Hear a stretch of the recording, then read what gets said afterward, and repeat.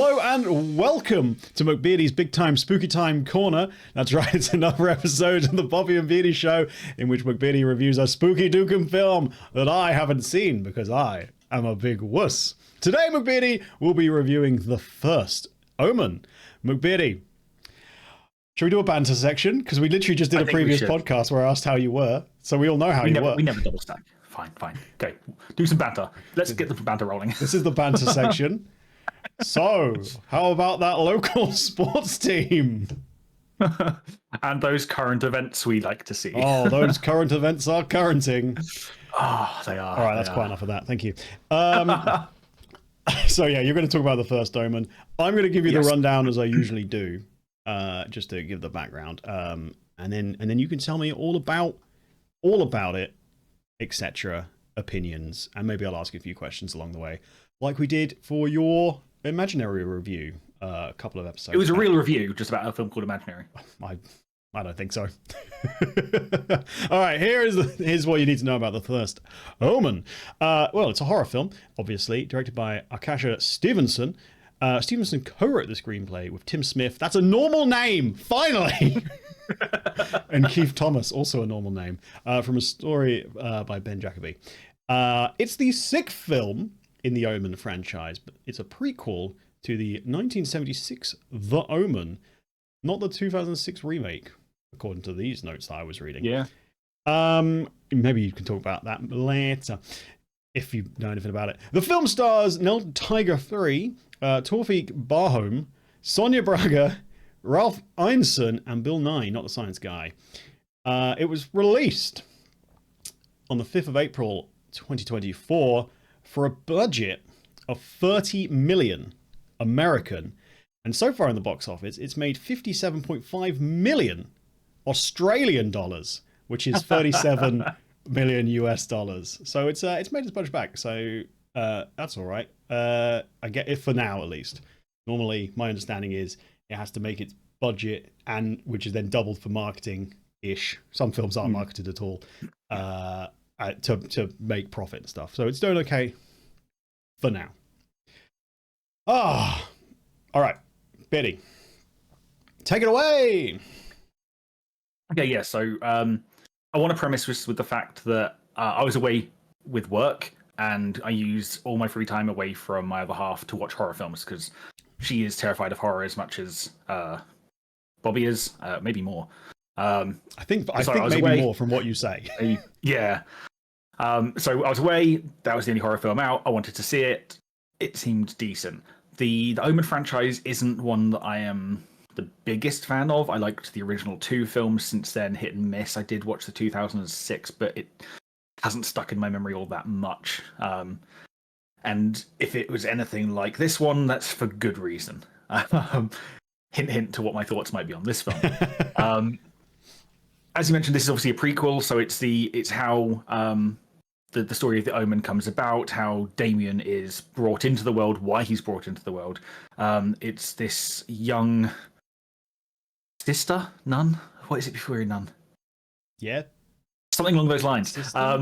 Yeah, whatever. We all know what you mean. Yeah, this American woman sent to Rome to start her life in service of the church, and starts sort of encountering great darkness and seeing things that don't make sense, causes her to question her faith. And then the idea is that through this, she uncovers a conspiracy, and well, that's kind of a spoiler thing, so I'm not going to say that just yet. But yeah, the conspiracy is quite a interesting direction of them to go down, which again I'll discuss in great detail. I feel like I have a guess about what the conspiracy might be. Well, I can't say if you say it now, and I will tell you in spoilers if it's correct. All right. My prediction for the conspiracy is the big top of the church, maybe not the Pope, but one of the big boys, is bringing in a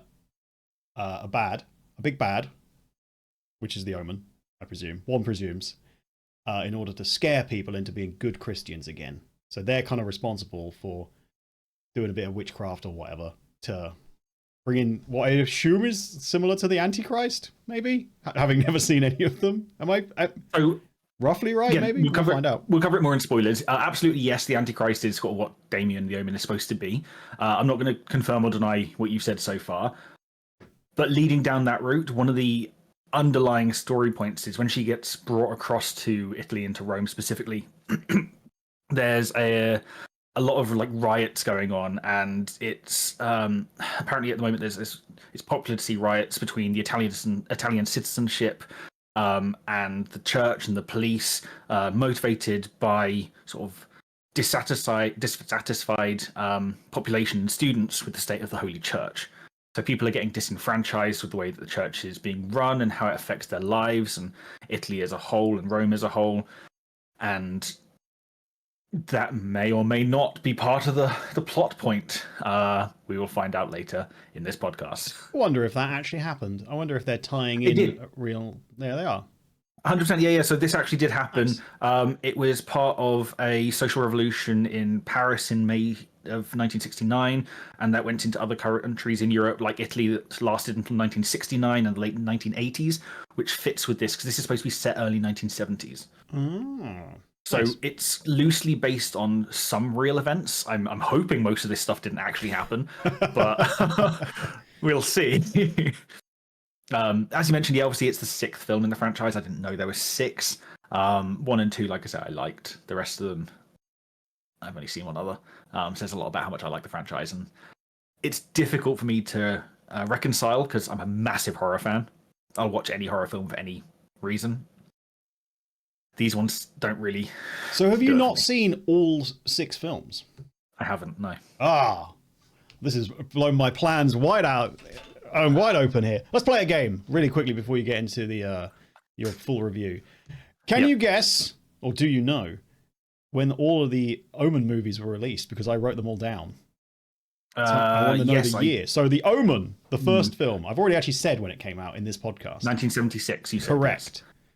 Omen 2. The next one was shortly after, 2 or 3 years, 1978, 79? I'll give you that. It is 1978. Congratulations. Okay. If you get all of them, I'll buy you a pint. Third film.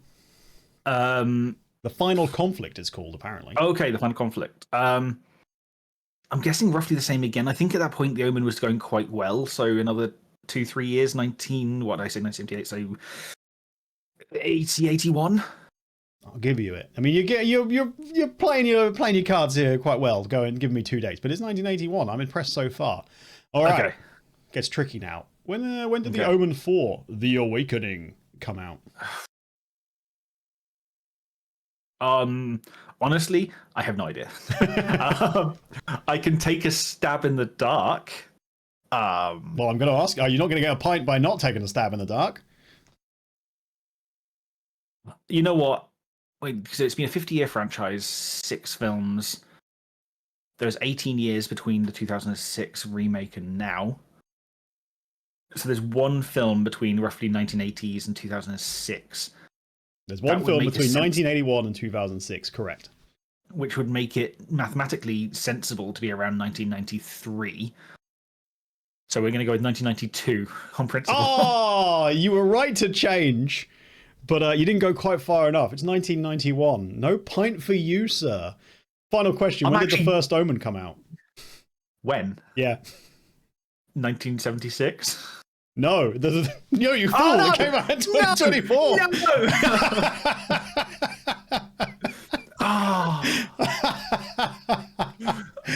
Incredible! What a fun little game that was. Anyway, tell us more about your thoughts on the film now that I've derailed it completely. Surprisingly high amount of big actors. So obviously mentioned Bill Nye. He's cardinal in the church. He's quite high up. He's known the main character, Margaret, most of her life. After her parents died, I believe. But in the first scene, you have Ralph Ineson. Again, good actor. He plays Father Brennan, which is a reprisal of the role from the first film. It's a slightly younger version of it. And he's speaking to another father in the church. Can't remember the guy's name, but I know it's played by Charles Dance. And he's in the film for all of 5 minutes. He mentions the issues with the church and their plan. Actually, it's not a spoiler if it's in the first 5 minutes, I would say. Yeah, so they're talking about, obviously the church has this plan to bring the Antichrist into the world. That's kind of the whole thing, and that's why Father Brennan has to track her down. So you're right. The first 5 minutes. Yeah, basically, there's this girl who is going to be the mother of the Antichrist, and she's within the church. Now, there's a bit more of a twisted story to it, but yeah, you're kind of bang on. Like, people are disenfranchised with the church. There's not enough people who believe in the sort of Catholic Church anymore. So the way to scare people back to it is to bring the big bad into the world. I mean, bringing an actual Antichrist into the world would sure make me believe. To be fair, yeah, like the anti of Christ, the kind of Christ has to exist, like on principle. Yeah. All right, maybe I'll take this a little more seriously. I'd be thinking. But yeah, so Charles Dance's character is talking to Ralph Ineson, and he's a bit spooked. He walks out, and in standard Omen fashion, dodgy things happen. So they're installing this new stained glass window. Someone slips and a lead pipe falls through the stained glass. And you know what? I'm thinking, the glass is going to slice him in half. No, stained glass shatters. Pipe lands through the top of Charles Dance's head. He keeps talking a little bit. He turns around, walks away, and you can just see this slice out of him. Is it meant to be a comedy? No, not at all. The thing is, it's actually done quite in a dark and... how can I put it? It has a little bit of a comedic effect because, like, he doesn't realize he's been hurt, and he has this little smile and blood trickling. It's just quite sinister and quite dark. It's actually done quite well. Some of the scenes in this are done quite well. Again, I'll have to go into the spoiler section for that. But the storyline works. She's brought to this church. She befriends a young girl who's being bullied by not just the other girls at the orphanage, but also the other nuns. They don't trust her. They're locking her away. And she sees a lot of herself in this girl. And it's kind of like her story of trying to become confirmed as a nun, I believe. She meets a friend there who is also doing the same. The friend is also now living her wild life before she accepts the habit and goes to a life of celibacy and so on. But she gets talked into going out partying, and she doesn't really enjoy it. And that, again, leads to plot point. So the progression of the story is actually pretty decent. I just think that the reasoning for it is far-fetched. I know it's a film about, like, the Antichrist, but it's still far-fetched in that it doesn't feel like the first Omen. Like, they've tried to keep this level of, like, macabre and tension through it, and I just didn't feel it. If anything, I was just waiting for it to finish. And right, so that's not a good sign straight away. No. If you're kind of sitting there going, wow, kind of want this to wrap up a bit. And this is what really hurts me with this, because I will... You've seen me in the past episodes of this podcast. I'll defend most films unless I really dislike them. And horror as a franchise, as a genre, I think it's difficult to get right. But you know what? I appreciate most people's efforts. Because this has such a 50-year storyline to it. And the first films, even though they're 45, 50 years old, do such a good job. This just fell short to me. The acting was fine, the storyline was fine, the recording was fine, it had an element of dread, but just not what I expected it to be. And I know it's the story of before Damien, so all the interesting twists that happen because of him can't happen. I do get it, just doesn't feel like it's part of the same franchise because of that. But that could be me reading a bit too much into it. You do get that with prequels, though. Like, you're like, oh, this is a popular franchise, but we've done enough at this end of the story. We've kind of like run it out a bit almost. So let's go back to the start. And then you kind of get pointless prequels and things that don't really have enough to say. They're tiptoeing around things that have to happen, and they kind of just end up existing. Han Solo is a perfect example. The solo film is a perfect example of a film that it's just kind of there. Like, it's not bad, but it's certainly not good. Yeah, it happens. Like, this film had a lot of good subplots and storylines. Like, a lot of it is around how women are losing autonomy, especially at this time of like the mid 70s, especially in the church. It's hard to discuss without going into spoilers. We can do if you want to. I think it'd be easier. I think if we switch to spoilers now. We'll just jump straight into spoilers then, and we can talk freely, and you can give it its proper dissection. So I'm assuming it's a thumbs down, but yeah, it's going to be a thumbs down officially. There you go, chaps. All right. Well, let's go into spoilers. So, kabam. So, as you kind of mentioned, and you were right, the idea is to bring the Antichrist into the world to bring people back to the church.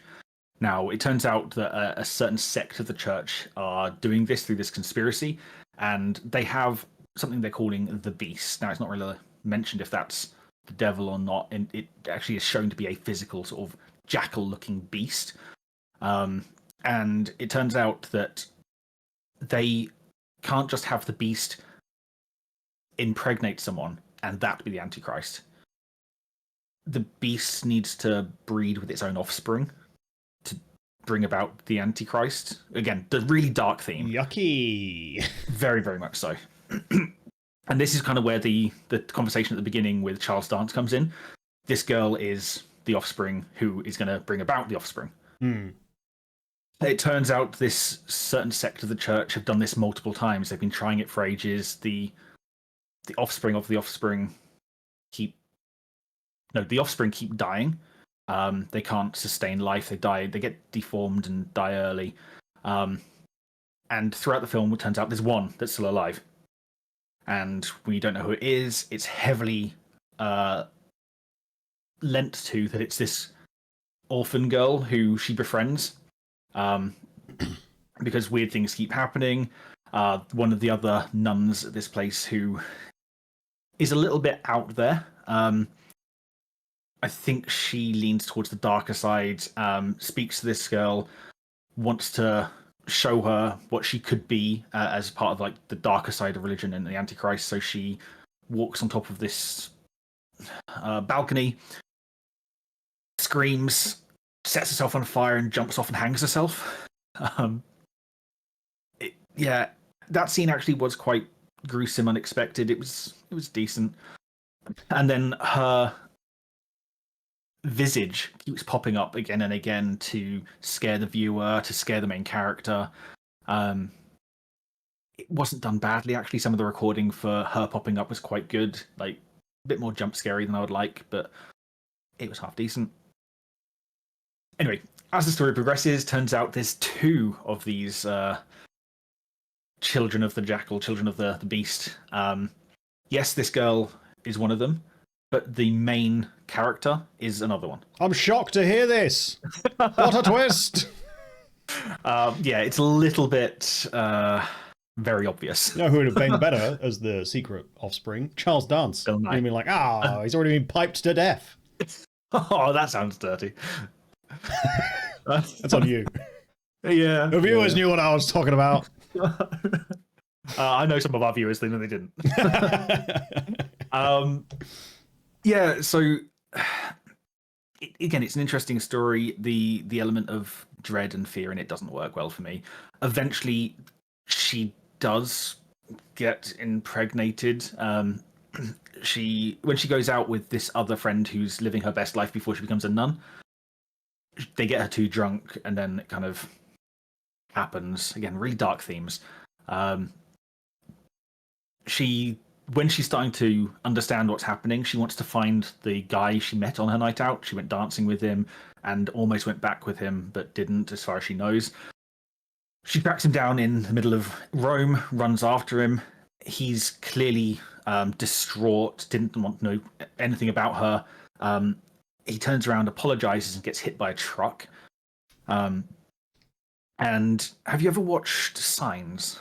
No.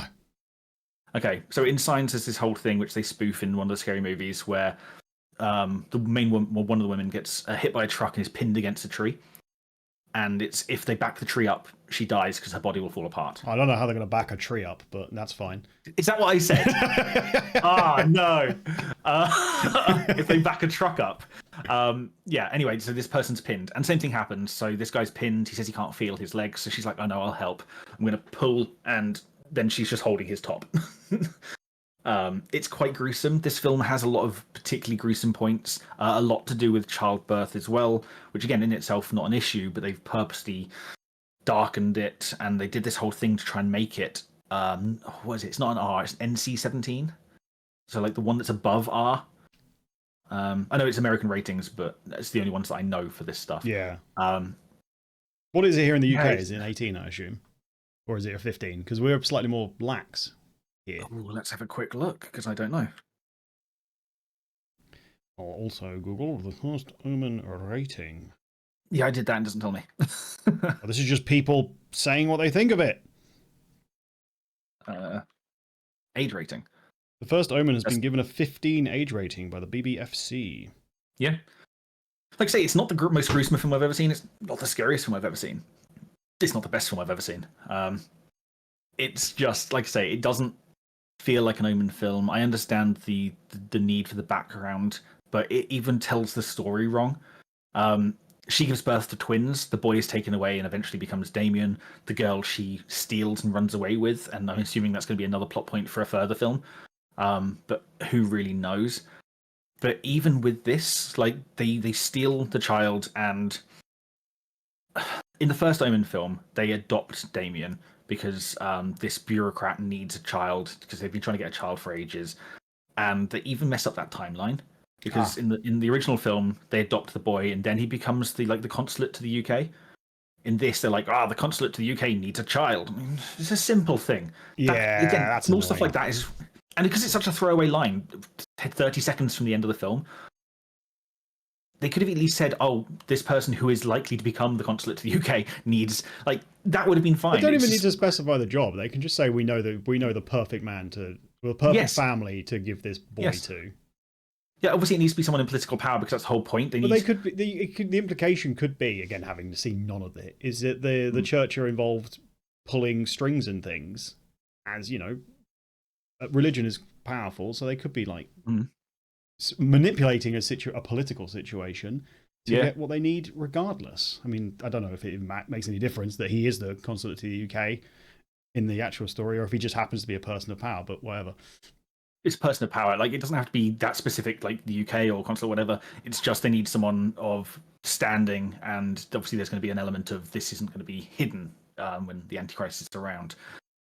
Yeah. One other thing I didn't particularly like, and we've seen it a lot this year, is films just making music fit wherever they want. So films that are clearly based in X year using music that came out 5 years after, and this does it as well. And again, it's such a small thing. Like, why does that specific song have to be there? I know it's probably one thing that really shouldn't annoy me as much as it does.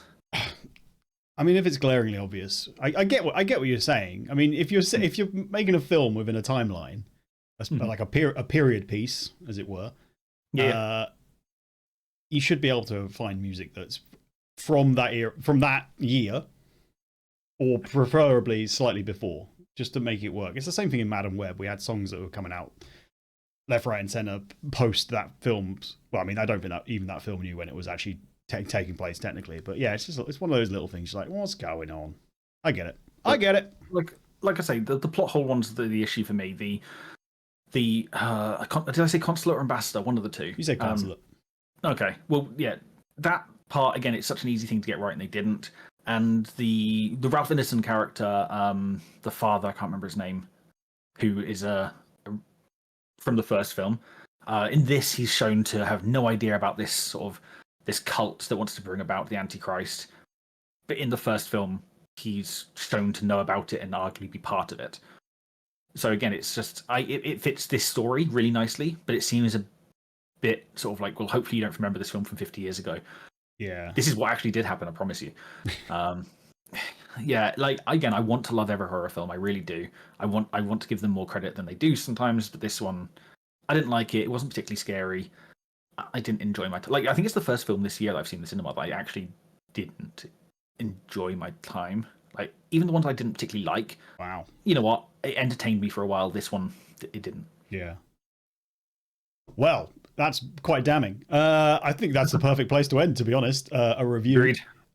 So, yeah, there you go. Beardy didn't like it. Gave it a thumbs down. Didn't enjoy his time in the cinema.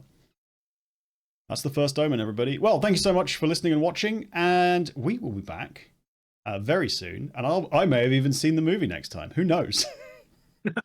Not a horror film. I'm never watching a horror film. Oh, no, come on. We should do one together, a watch party. No, I'll be spookied. Too spookied. No, thank you. Okay. Anyway, thanks so much for watching and listening, everybody. We will see you soon next time. Thanks so much. Bye-bye. Bye-bye.